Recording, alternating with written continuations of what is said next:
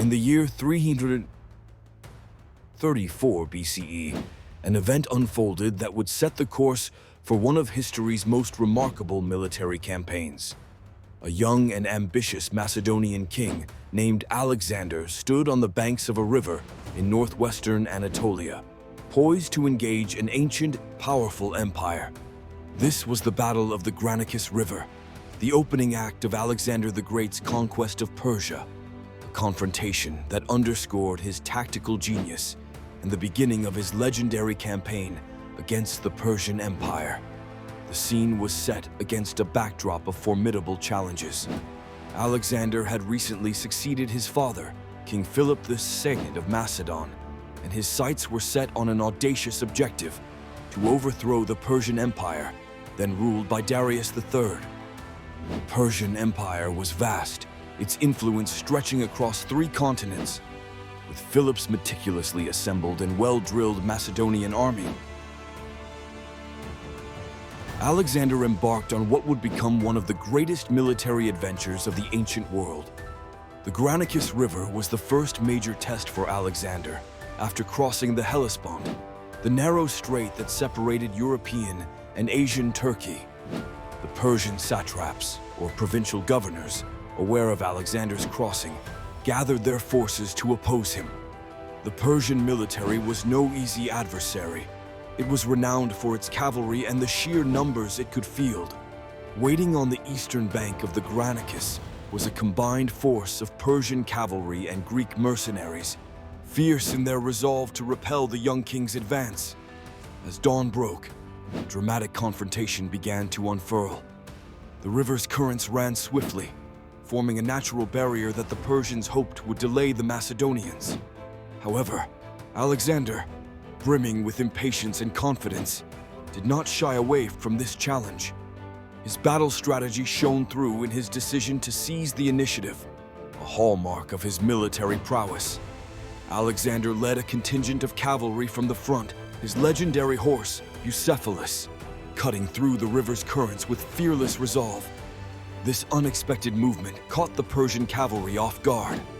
The initial moments were chaotic and brutal, the Macedonian phalanx wading through the river against resistance, shields and spears crashing in the rising hum of battle. Alexander's decision to personally lead the cavalry charge was a calculated risk. It demonstrated not only his bravery, but also his skill at bolstering the morale of his troops. Seeing their king at the forefront of battle, fighting alongside them, inspired an indomitable spirit amongst the Macedonian soldiers. This bold approach soon began to turn the tide in Alexander's favor. On the opposite bank, the Persians struggled to maintain formation. The Macedonian infantry soon followed the cavalry, cresting the banks with relentless force. Persian forces, primarily composed of cavalry unaccustomed to such aggressive and relentless assault, began to waver under the dual pressure from the front and the Macedonian phalanx pushing from the rear. Alexander's coordinated use of troops demonstrated his understanding of how to employ different elements of his army in harmony to outmaneuver and outmatch his adversaries.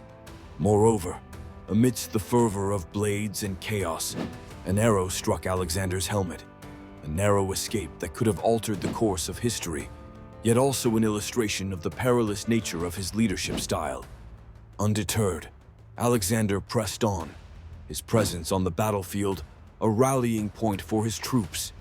The decisive moment arrived as the Macedonian pikes, wielded by the phalanx, gradually overwhelmed the Persian lines. The professional Greek hoplites that served as mercenaries in the Persian ranks put up a formidable resistance, but they were soon isolated and surrounded by the disciplined Macedonian infantry. In the aftermath, the Battle of the Granicus was not just a military victory, it was a psychological one. The defeat reverberated through the Persian ranks, showcasing the vulnerability of their forces against Alexander's innovative tactics and relentless drive. The Macedonians solidified their position in Asia Minor, and Alexander established himself as a formidable leader, not only to his own men, but to his enemies as well. The victory at Granicus showcased his capability to adapt, strategize, and inspire, laying the groundwork for his subsequent campaigns that would eventually lead him to the heart of the Persian Empire. And so the Battle of the Granicus stands as a demonstration of what would become Alexander's trademarks: boldness, strategic innovation, and a keen understanding of his own strengths and those of his enemies. It marked the beginning of his legendary conquest, a prelude to future victories that would carve his name indelibly into the annals of history.